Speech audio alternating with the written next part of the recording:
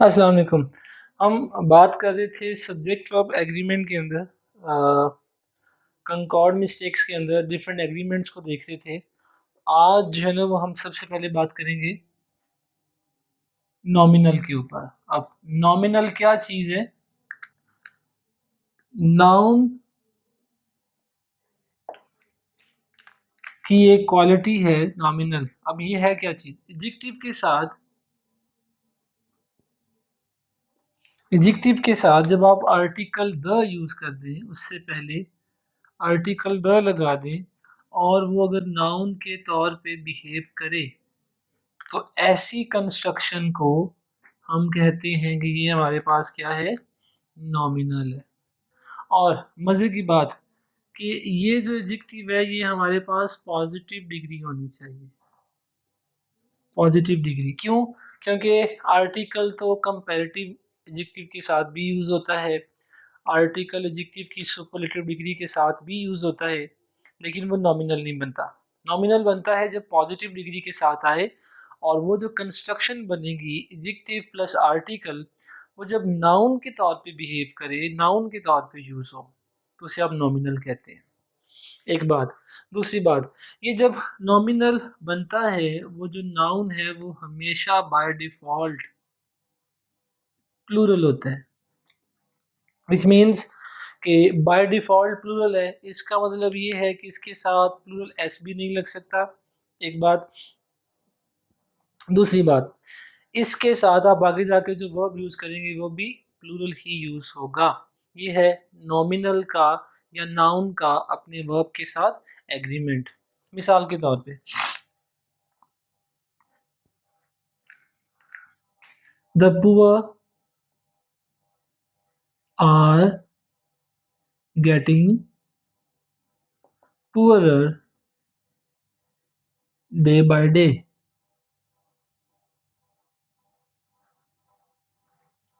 अब यहाँ पे हमारे पास पॉजिटिव डिग्री है पुअर और पॉजिटिव डिग्री है पुअर और उसके साथ हमने लगा दिया आर्टिकल द, और ये जो पूरी कंस्ट्रक्शन है ये हमारे पास अब बन गई है नॉमिनल। तो अभी हमने क्या डिसाइड किया कि ये नाउन होता है और दूसरा बाय डिफ़ॉल्ट प्लूरल है, मतलब इसके साथ एस भी नहीं लगा सकते, द पुअर्स नहीं होगा, रॉन्ग हो जाएगा। और दूसरा इसके साथ आगे जाके जो वर्ब यूज़ होगा वो भी प्लूरल ही यूज़ होगा। ये है नॉमिनल का अपने वर्ब के साथ एग्रीमेंट। और कौन कौन से नॉमिनल हो सकते हैं? मिसाल के तौर पे the brave, the rich. First year में एक पोइम पढ़ी थी द हॉलो मैन, उसमें कहता है द डेड। ये सारे इस तरह के जनरल एग्जांपल्स नॉमिनल। ब्रेव भी पॉजिटिव, रिच भी पॉजिटिव और डेड भी एडजेक्टिव की पॉजिटिव डिग्री है। नॉमिनल हमेशा प्लूरल होगा और वर्ब भी अपने साथ प्लूरल लेगा। नेक्स्ट हम बात करेंगे इंडेफिनिट प्रोनाउंस के ऊपर। इंडेफिनिट प्रोनाउंस वो वाले प्रोनाउन हैं जो किसी भी नाउन के लिए यूज़ हो सकते हैं, और यू कैन से ये इनका जो रेफरेंट है, जो इनका नाउन है वो स्पेसिफाइड नहीं होता, किसी के लिए भी इस्तेमाल हो सकते हैं इनडेफिनेट प्रोनाउंस। अब इनडेफिनेट प्रोनाउन में हमारे पास जो है ना वो डिफरेंट मेंबर्स आते हैं, तो हम उनकी बारी बारी बात करते हैं। इनको आसान बनाने के लिए हम इनके डिफरेंट जो है ना वो सेक्शंस बना लिए, या आप ये कह लें कि डिफरेंट जो है ना वो रूल्स को समझने के लिए हम इनको डिवाइड कर लेते हैं, सेपरेट कर लेते हैं या सेग्रीगेट कर लेते हैं, ताकि इनको समझना ज़्यादा इजी हो जाए। सबसे पहले हमारे पास जो इनका सेट है वो है हमारे पास इनो।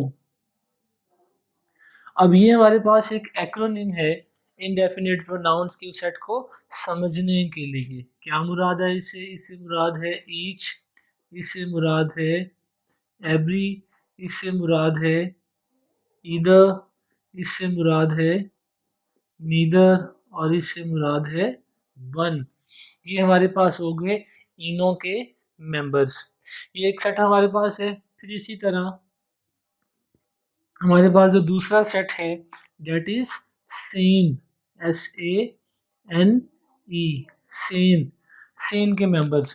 अब इससे क्या मुराद है? इससे हमारे पास मुराद है सम, एनी, नो और एवरी।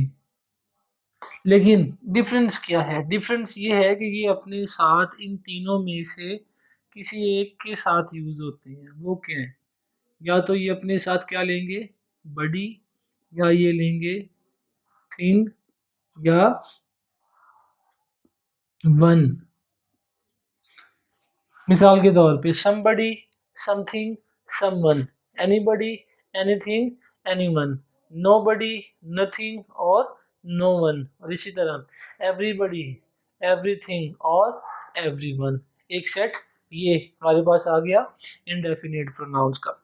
इसी तरह जो हमारे पास तीसरा सेट है that is, उसके लिए भी हमने एक जो है ना वो एक्रोनिम बनाया हुआ है, that is सनम। अब सनम से क्या मुराद है? सम, ऑल, नन और एनी और इसके साथ साथ मोस्ट। ये हमारे पास एक सेट आ गया।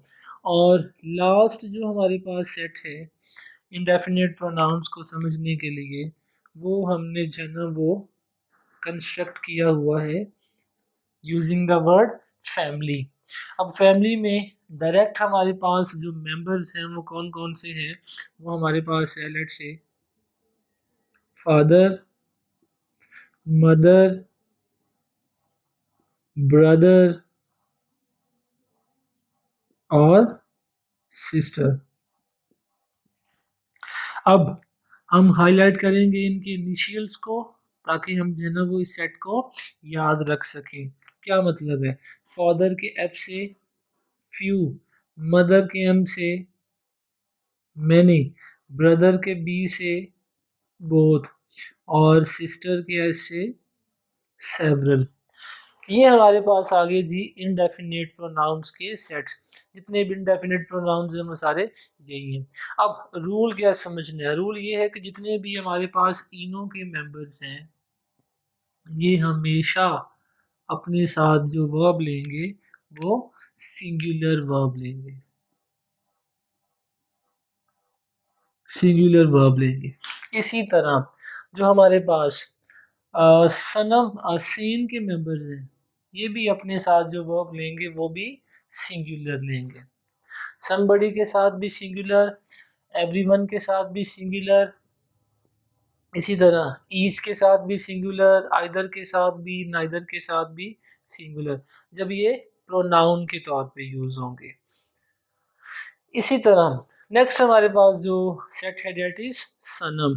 अब सनम वाले जो मेंबर्स हैं ये चलते हैं अपने सनम के अकॉर्डिंग, और इनका सनम क्या है? इनका नाउन है।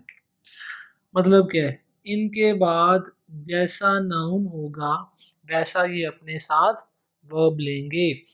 अगर वो नाउन सिंगुलर है तो वर्ब भी सिंगुलर, अगर वो नाउन प्लूरल है तो वर्ब भी प्लूरल होगा।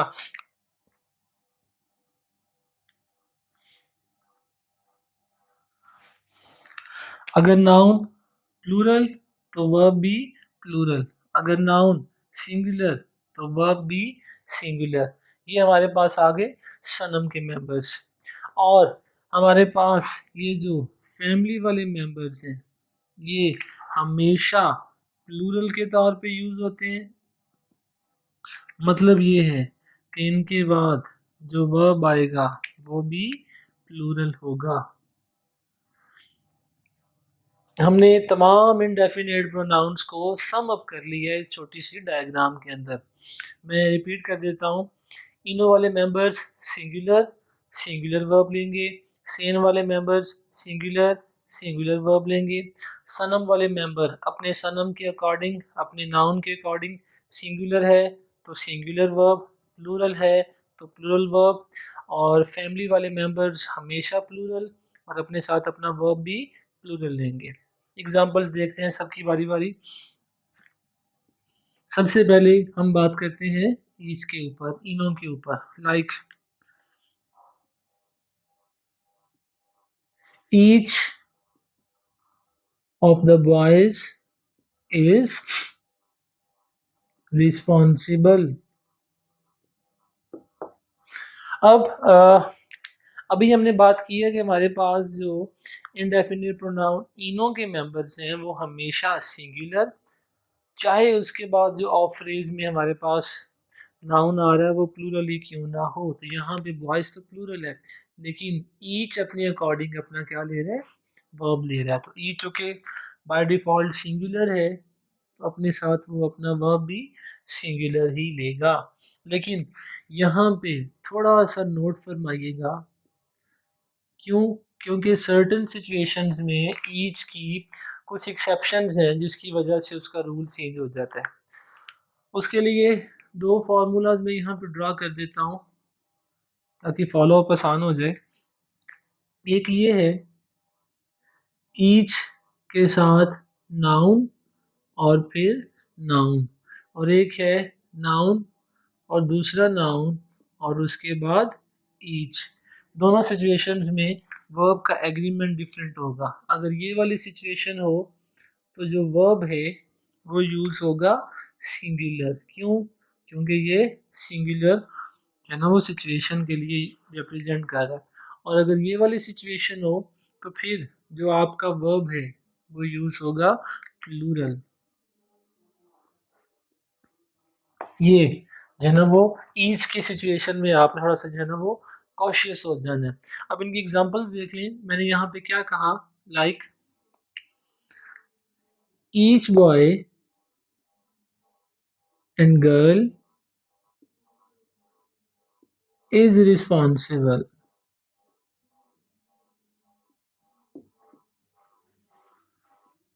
for the loss, let's say। अब ईच के साथ ये हमारे पास ईच और इसके साथ एक ये नाउन और ये दूसरा नाउन और वर्ब उसके बाद सिंगुलर। इसको इससे कंपेयर करें। The boy and the girl each have made their, let's say, way। अब यहाँ पे ये नाउन और ये नाउन और उसके बाद ईच और हमारा वर्ब प्लूरल, ये वाला फॉर्मूला। तो हमने क्या सीखा, ईच अगर जनरल वे में यूज़ होगा तो हमेशा सिंगुलर, लेकिन अगर सर्टेन सिचुएशंस में एक्सेप्शंस भी कह लें या उनकी कुछ जो है ना वो फर्दर इंटेलमेंट भी कह लें तो फिर इस सिचुएशन में ये इस तरह से यूज़ होगा। इसी तरह बाकी सारे भी, like someone is knocking at the door। Seen वाले मेंबर्स में से समवन के साथ सिंगुलर। सनम की बात करते हैं, जिस तरह का नाउन उसी तरह का वो अपना वर्ब लेता है। मिसाल के तौर पे सम की मिसाल लेते हैं। सम ऑफ द स्टूडेंट्स, क्योंकि प्लूरल है आर यूज करेंगे, like some of the students are absent. अब सम के बाद आने वाला जो उसका सनम है जो नाउन है वो प्लूरल है, तो अपने साथ वो जो अपना वर्ब ले रहा है वो भी प्लूरल ले रहा है। इसको इसके साथ कंपेयर कीजिएगा। Some of the milk is spilled. अब सम के बाद जो आने वाला उसका सनम, उसका जो नाउन है वो मैस नाउन है, हमेशा सिंगुलर होता है, तो फिर उसके साथ वर्ब भी सिंगुलर यूज हम कर रहे हैं। तो सनम वाले जो मेंबर्स हैं वो अपने सनम के अकॉर्डिंग मींस अपने नाउन के अकॉर्डिंग अपना वर्ब लेते हैं। इसी तरह हमारे पास बचे फैमिली वाले मेंबर्स। अब फैमिली वाले मेंबर्स हमेशा ही प्लूरल हैं और उनके साथ वर्ब भी प्लूरल आएगा। मिसाल के तौर पे few are absent,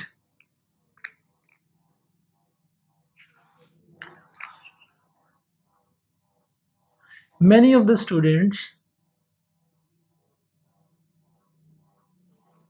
students have left. अब लगता ये है कि शायद स्टूडेंट की वजह से ये वर्ब आ रहा है, नहीं ऐसा नहीं, ये मैनी की वजह से आ रहा है। ठीक है, मैनी की वजह से आ रहा है। मैनी अपने साथ हमेशा प्लूरल ही लेता है, सिंगुलर नहीं लेगा।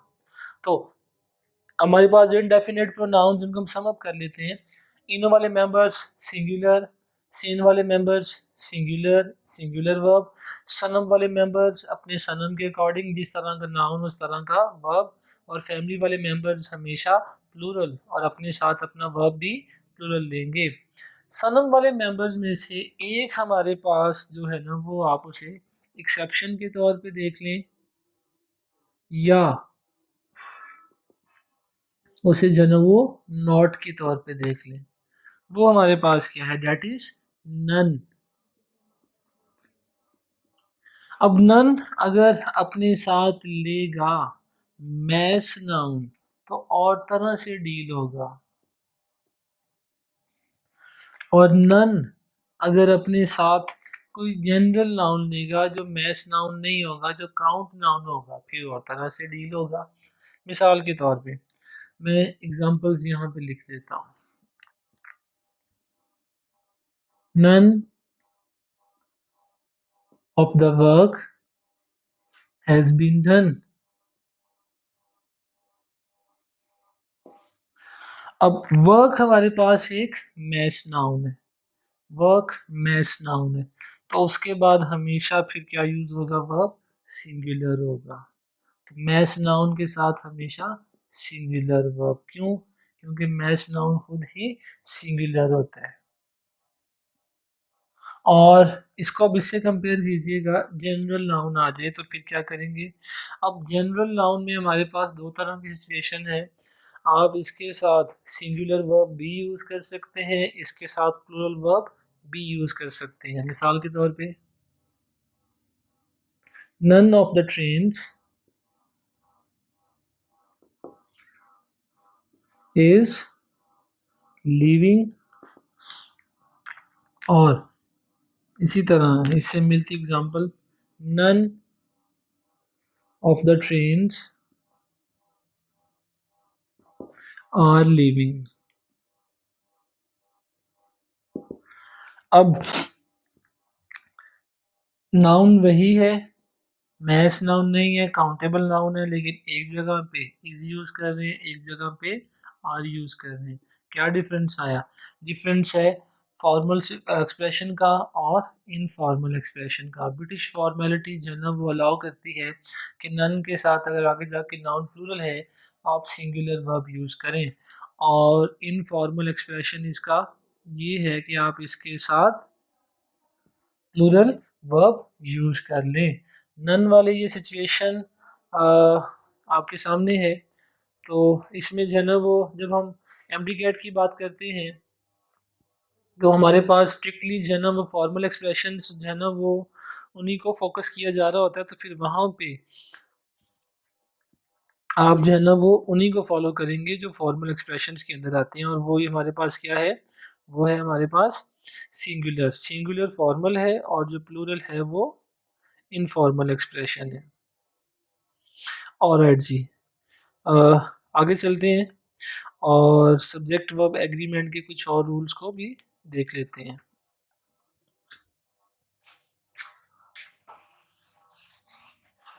अभी तक हमने जो है ना वो मोस्ट ऑफ द जो रूल्स हैं वो हमने जो है ना वो स्टडी कर ली हैं। अब इसके बाद कुछ माइनर रूल्स हैं, लेकिन क्योंकि वो एग्रीमेंट के रूल्स हैं तो हम उनको भी जो है ना वो देख लेते हैं।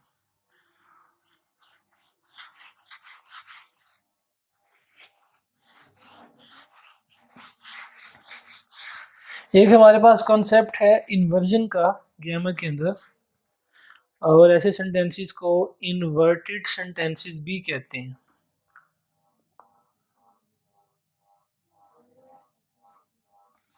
इन्वर्जन क्या है कि हमारे पास जो सेंटेंस का नॉर्मल ऑर्डर है अगर वो चेंज कर दिया जाए। मिसाल के तौर पे नॉर्मल ऑर्डर हमारे पास क्या है, सब्जेक्ट, वर्ब और ऑब्जेक्ट, और बाकी जो चीज़ें हैं वो फिर कंपल्सरी नहीं कंपल्सरी चीज़ें यही होती हैं, जो नेसेसरी इंफॉर्मेशन है वो यही है, बाकी जो है ना वो एडिशनल इंफॉर्मेशन जैसे एडवर्बियल्स और कॉम्प्लीमेंट्स वगैरह ये सारी बाद में। नॉर्मल सेंटेंस का स्ट्रक्चर ये है, अगर यहाँ पे हेल्पिंग वर्ब इंसर्ट करोगे तो वो इसी के दरमियान में आएगा, या लाइक सब्जेक्ट और वर्ब के दरमियान में हेल्पिंग वर्ब आएगा। ये तो नॉर्मल सेंटेंस का स्ट्रक्चर है। इन्वर्जन क्या है, इन्वर्ट का मतलब होता है उल्ट कर देना, चेंज कर देना। अब इसमें क्या होगा, या तो हेल्पिंग वर्ब स्टार्ट पे चला जाए अगर उसमें हेल्पिंग वर्ब मौजूद है, या फिर वर्ब स्टार्ट में चला जाए और जो आपका सब्जेक्ट है वो बाद में यूज़ हो। ऐसे स्ट्रक्चर को जनरल हम इन्वर्टेड स्ट्रक्चर कहते हैं, और ऐसे सेंटेंस को इन्वर्टेड सेंटेंसेस कहते हैं, और इस अमल को इन्वर्जन कहते हैं। मिसाल के तौर पर बचपन में आप बहुत सारी मिसालें इस तरह की जो है ना वो पढ़ के आ चुके हैं, like there are 5 books on the table. अब हमने जब शुरू में लेक्चर्स शुरू किए थे तो हमने बात की थी कि सब्जेक्ट आपने कैसे फाइंड आउट करना, तो सेंटेंस से हु या व्हाट का क्वेश्चन अगर आप करें उसका जो भी आंसर होगा वो सब्जेक्ट होगा। तो व्हाट इज़ और what are on the table, तो उसका आंसर में हमारे पास क्या आएगा, बुक्स। इट मीन्स कि बात किसके बारे में हो रही है, बुक्स के बारे में। तो सेंटेंस का सब्जेक्ट तो ये है, लेकिन हमने क्या पढ़ा, सब्जेक्ट को सेंटेंस के स्टार्ट में आना चाहिए, लेकिन यहाँ पे स्टार्ट में तो नहीं है। यहाँ भी हम जो है ना वो इंट्रोडक्टरी जो है ना वो देयर रेफरेंशियल देयर यूज़ कर रहे हैं रेफर करने के लिए, और उसके बाद उसका वर्ब आ रहा है और सब्जेक्ट तो बाद में है। मतलब क्या है, नॉर्मल सेंटेंस का स्ट्रक्चर है वो रिवर्ट हो चुका, सब्जेक्ट बाद में आ रहा है वर्ब पहले आ रहा है। अब इन्वर्जन क्यों पढ़ा रहा हूँ, इसीलिए कि आपने ये देखना है कि सेंटेंस में सब्जेक्ट क्या है और क्या उसका वर्ब उसके अकॉर्डिंग आ रहा है या नहीं आ रहा है। जैसे मिसाल के तौर पे यहाँ पे बुक सब्जेक्ट है, हमने टेस्ट अप्लाई किया जो बहुत ही जो है ना वो बेसिक और पावरफुल टेस्ट है सब्जेक्ट को फाइंड आउट करने के लिए। हु और व्हाट का क्वेश्चन वर्ब से पहले, या इसको मज़ीद आसान कर लेते हैं, जो सेंटेंस में किसी के बारे में बताए, जिसके बारे में बात हो रही हो या जिसके ऊपर बात की जा रही हो वो सब्जेक्ट होता है। तो व्हाट के आंसर में बुक्स आएंगे। सब्जेक्ट तो ये है और ये प्लूरल है, और जब ये प्लूरल है तो फिर देखिए हमने जो इसके लिए वर्ब यूज़ किया वो भी क्या है, वो भी प्लूरल ही है। मतलब क्या है कि सब्जेक्ट का उसके वर्ब के साथ एग्रीमेंट बिल्कुल है। फर्स्ट ईयर में बहुत सारी आपने एग्जांपल्स इन्वर्जन की पढ़ी। मिसाल के तौर पे द पीस ऑफ स्ट्रिंग में एक लाइन आती है, here lies a man who told nothing but truth. Last lines हैं उससे जो है ना वो चैप्टर की। अब यहाँ पे बात तो मैन के बारे में हो रही है, ये सेंटेंस का सब्जेक्ट है, लेकिन चूंकि मैन सिंगुलर है तो फिर आगे जाके उसका उससे पहले उसका वर्ब भी सिंगुलर है। सब्जेक्ट का अपने वर्ब के साथ एग्रीमेंट है, लेकिन नॉर्मल ऑर्डर रिवर्ट हो चुका, चेंज हो चुका, तो फिर हम इसे क्या कहेंगे, हम इसे इन्वर्जन कहेंगे। जनरली इन्वर्जन इन तरह के सेंटेंसेस लाइक देयर वाले जो सेंटेंसेस हैं वो सारे इन्वर्टेड होते हैं, लेकिन इसके अलावा अगर ये वाले वर्ड्स आ जाए, मिसाल के तौर पे हार्डली, स्केर्सली, बेयरली, सेल्डम,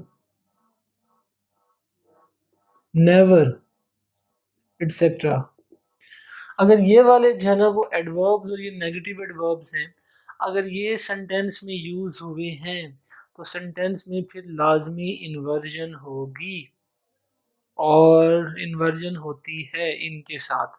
तो आपने देखना है सेंटेंस में ये वाले जुमले यूज तो नहीं हो रहे, अगर हो रहे हैं तो फिर इन्वर्जन का रूल उसके ऊपर अप्लाई होगा। नेक्स्ट रूल की तरफ चलते हैं। नेक्स्ट हमारे पास जो रूल है वो है पोजेसिव एडजेक्टिव और पोजेसिव प्रोनाउन का जो झगड़ा है उसके ऊपर, बल्कि झगड़ा नहीं, झगड़ा हमने बनाया हुआ है, कंफ्यूजन है एक तरह की पोजेसिव प्रोनाउन के ऊपर और पोजेसिव एडजेक्टिव के ऊपर, प्रोनाउन और एडजेक्टिव। अब हम जानते हैं कि pronoun is something that is replacing a noun. जो भी किसी नाउन को रिप्लेस करेगा वो क्या होगा? प्रोनाउन होगा। मतलब क्या है कि नाउन की जगह पे आएगा, नाउन की जगह पे आएगा। और एडजेक्टिव क्या होता है? Adjective is something qualifying a noun. जो भी नाउन के बारे में हमें फर्दर बता दे, जो भी नाउन के बारे में हमें फर्दर बता दे, वो हमारे पास क्या है? एडजेक्टिव है। इतनी सिंपल सी बात है। मीन्स कि जब पोजेसिव एडजेक्टिव होगा तो वो एडजेक्टिव के बाद अपने साथ क्या लेगा? अपना नाउन लेगा, और ये इटसेल्फ नाउन की जगह पे यूज हो रहा होगा, उसे रिप्लेस करेगा। अब कौन कौन से पोजेसिव एडजेक्टिव्स हैं? माय, योर, आवर, इज, हर और देयर। ये सारे हमारे पास हैं पोजेसिव एडजेक्टिव। क्यों? क्योंकि इन सब के बाद कोई ना कोई नाउन आना है जिसको ये मॉडिफाई कर रहे होंगे। और जो पोजेसिव प्रोनाउन है उनमें हमारे पास माइन, योर्स, आवर्स, हीज का वही है, हर्स और देयर्स। ये सारे नाउन की जगह पे यूज होंगे, ये इनके साथ नाउन नहीं आएगा। मिसाल के तौर पे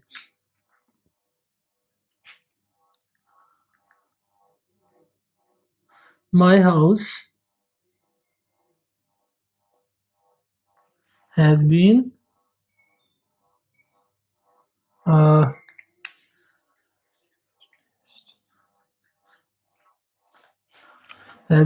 refurnished।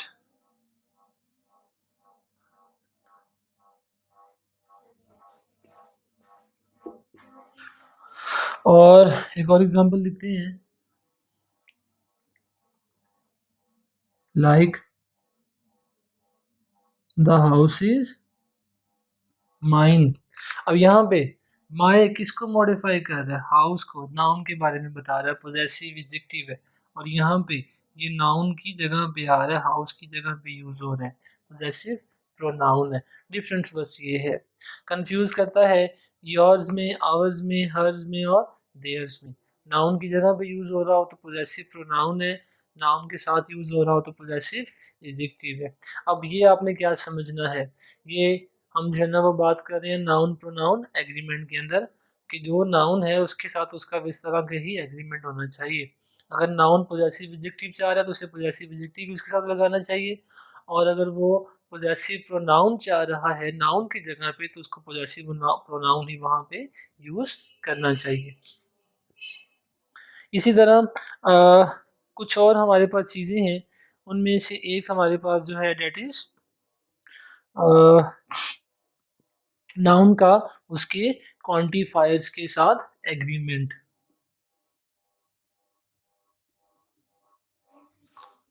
रूल नंबर 12 हमारे पास है नाउन और उसके नाउन का क्वांटिफायर। एक नाउन है और एक उसका क्वांटिफायर है। अब नाउन या तो होगा काउंट या होगा फिर नॉन काउंट। या तो नाउन काउंटेबल होगा या अनकाउंटेबल होगा। इसी तरह जो हमारे पास क्वांटिफायर है, जो हमारे पास क्वांटिफायर है या तो वो होगा नंबर्ड, मतलब गिनती के लिए, या फिर होगा वो मेजर्ड, उसकी पैमाइश करने के लिए। अब याद कैसे रखना है, जितने भी काउंट नाउन्स हैं वो अपने साथ लेंगे नंबर्ड का क्वांटिफायर, और जितने भी हमारे पास नॉन काउंट नाउन्स हैं वो लेंगे मेजरमेंट का क्वांटिफायर। मिसाल के तौर पे हमारे पास एक नाउन है स्टूडेंट्स। अब स्टूडेंट्स को गिना जा सकता है, एक ऐसा नाउन है जो गिनती में आता है, तो फिर हम क्या कहते हैं, मैनी स्टूडेंट्स। अब मैनी क्या है, गिनती में। मैनी की जगह पे अगर मैं यहाँ पे यूज़ करूँ मच, तो ये क्या हो जाएगा, रॉन्ग हो जाएगा। क्यों? क्योंकि स्टूडेंट्स को गिना जा सकता है, तो फिर मच यूज़ नहीं होगा, मैनी स्टूडेंट्स होगा। इसी तरह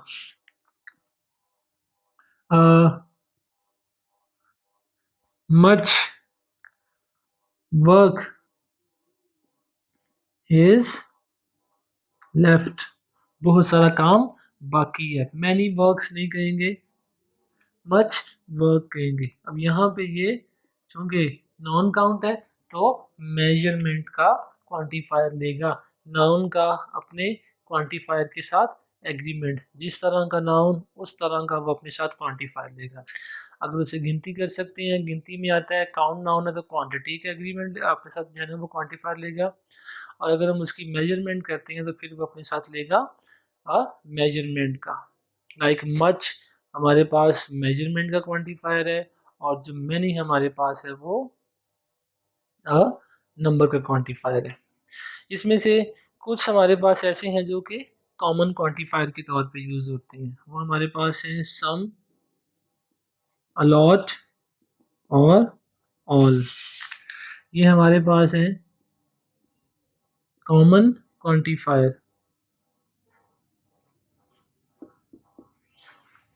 मिसाल के तौर पे सम ऑफ द मिल्क, उसके साथ भी यूज हो सकता है, और some of the students, all the work, और all the let's say students. अब हुआ क्या, मिल्क हमारे पास कौन सा हमारे पास लेता है, नॉन काउंट है, और स्टूडेंट हमारे पास काउंट है। दोनों के लिए यूज हो रहा है, कॉमन क्वांटिफायर है। लेकिन ये वाले क्वांटिफायर्स मैनी सिर्फ काउंट के साथ, और मच सिर्फ नॉन काउंट नाउन के साथ ही यूज किया जा सकता है। और हमारे पास जो एक चीज़ रह गई है, that is the agreement of relative pronoun with its noun. Relative pronoun को आप अपने नाउन के साथ किस तरह से यूज़ करते हैं, या रिलेटिव प्रोनाउन अपने नाउन के साथ किस तरह से यूज़ होता है, उसको भी देखते हैं। और आज इंशाल्लाह इस लेक्चर को वाइंड अप करते हैं।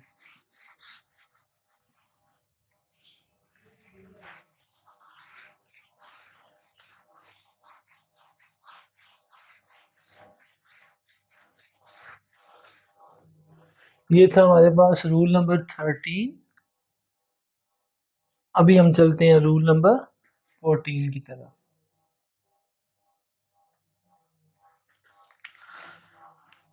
नाउन का अपने रिलेटिव प्रोनाउन के साथ एग्रीमेंट।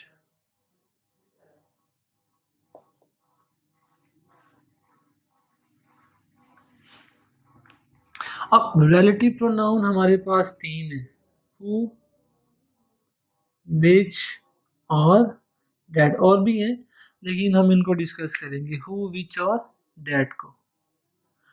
अब आपने याद कैसे रखना है, हम इसके लिए जो है ना वो नंबरिंग कर लेते हैं, 1, 2 और 3। 1 से मुराद है हमारे पास ह्यूमंस,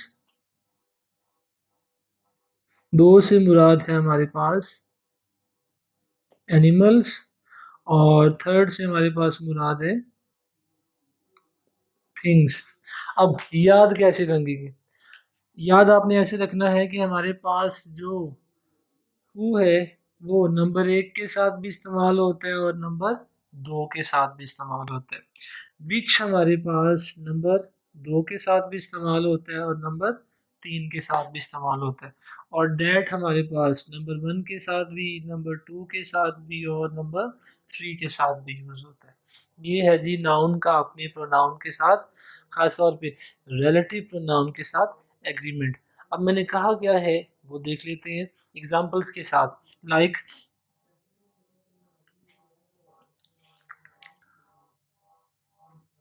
हु आर यू। जब आप किसी से क्वेश्चन पूछते हैं उसकी आइडेंटिटी के बारे में, तो हु पर्सन के लिए यूज होता है। तो नंबर 1 ह्यूमंस के लिए यूज हो सकता है। इसको इससे कंपेयर करेंगे, सॉरी, एग्जाम्पल मैंने जो है ना वो इंट्रोगेटिव प्रोनाउन की दे दी, हम रिलेटिव प्रोनाउन की बात कर रहे थे, तो इसको चेंज करते हैं। Like the man who stood first met me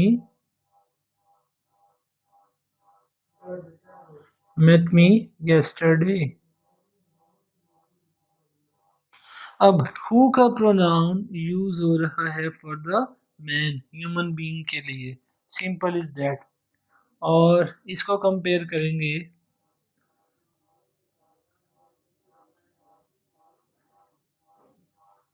my dog, let's say scout died yesterday। अब यहाँ पे स्काउट यूज हो रहा है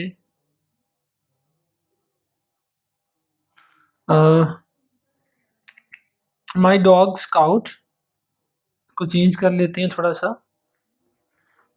my dog scout who died yesterday was my favorite। अब हु यूज हो रहा है स्काउट के लिए, और स्काउट क्या है, एक डॉग है, तो एनिमल्स के लिए भी आप यूज हु को कर सकते हैं।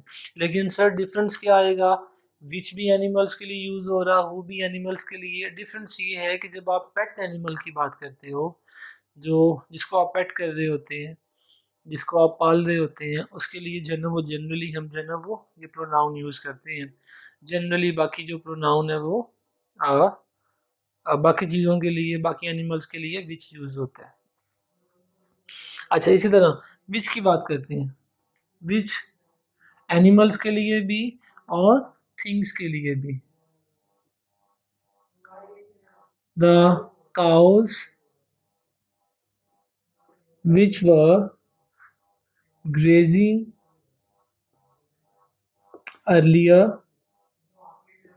have left the farm, have left the farm।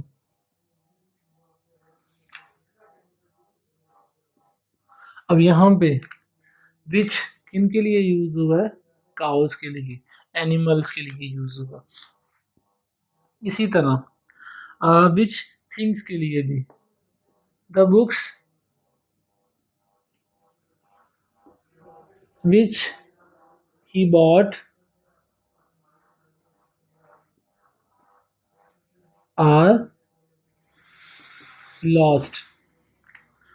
विच किसको रेफर कर रहे हैं, बुक को रेफर कर रहा है, बुक्स को रेफर कर रहा है, तो थिंग्स के लिए भी यूज हो रहा है। और हमारे पास जो डेट है वो ज़्यादा हमारे पास फ्लेक्सिबल है, वो तीनों के लिए भी यूज़ हो सकता है। वो ह्यूमंस के लिए भी यूज़ हो सकता है, एनिमल्स के लिए भी यूज़ हो सकता है, और थिंग्स के लिए भी यूज़ हो सकता है। लेकिन कुछ ख़ास हमारे पास सिचुएशंस हैं, उन सिचुएशंस में हम जो है वो सिर्फ डेट को यूज़ करते हैं और किसी चीज़ को यूज़ नहीं करते। वो कौन सी सिचुएशंस हैं, हमारे पास अगर ये वाले एक्सप्रेशंस आ जाएं, लाइक ऑल, नन, और इसी तरह हमारे पास आ जाए nothing, the same, the only, etc. अगर ये वाले एक्सप्रेशन आ जाएं तो फिर हमेशा हम जो है ना वो डैट यूज करते हैं, इनमें से कोई और प्रोनाउन यूज नहीं करते। मिसाल के तौर पे all that glitters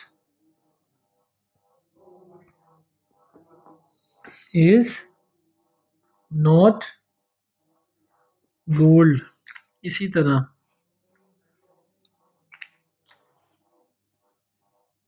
none that he told us was true। इसी तरह for example he is the same boy, he is the same boy that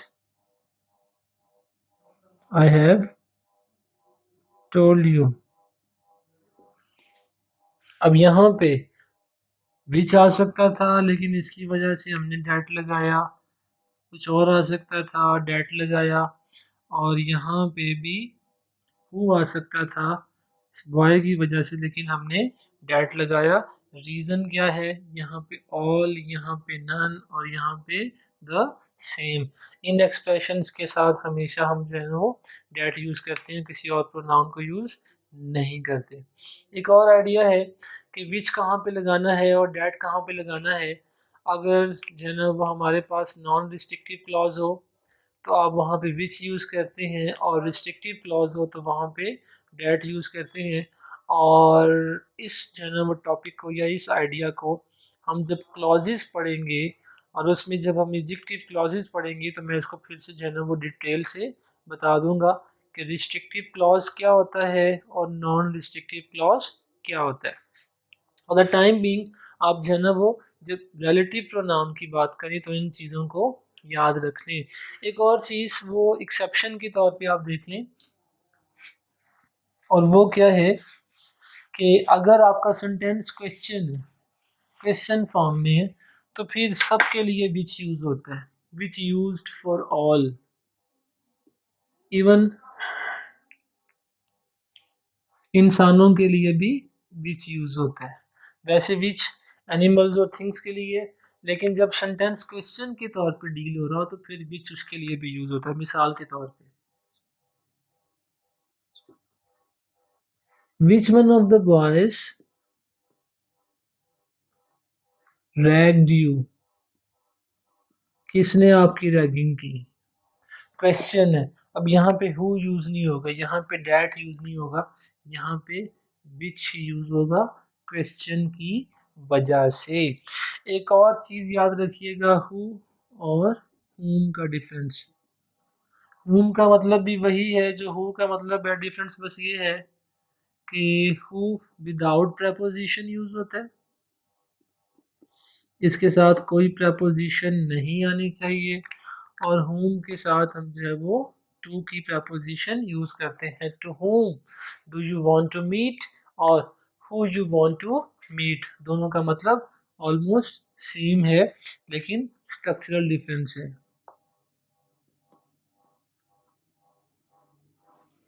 who you want to meet, आप किससे मिलना चाहते हैं, ये भी यही मतलब दे रहा है। और टू whom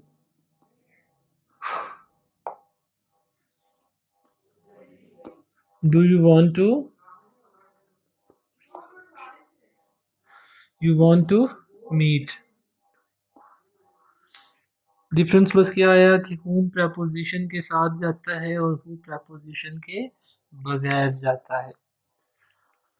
मुझे उम्मीद है कि हमने जितने भी रूल्स अभी तक किए, कंकॉर्ड मिस्टेक्स में सब्जेक्ट वर्ब एग्रीमेंट के रूल किए, नाउन प्रोनाउन एग्रीमेंट के रूल किए और नाउन क्वांटिफाई रूल के एग्रीमेंट किए, वो आपको समझ आए होंगे। और इंशाल्लाह इसके ऊपर जो है ना हम एक डिटेल्ड एमसीक्यूज प्रैक्टिस की वीडियो भी शेयर करेंगे ताकि आपके जो है ना वो कॉन्सेप्ट्स मज़ीद क्लियर हो जाए। Thank you.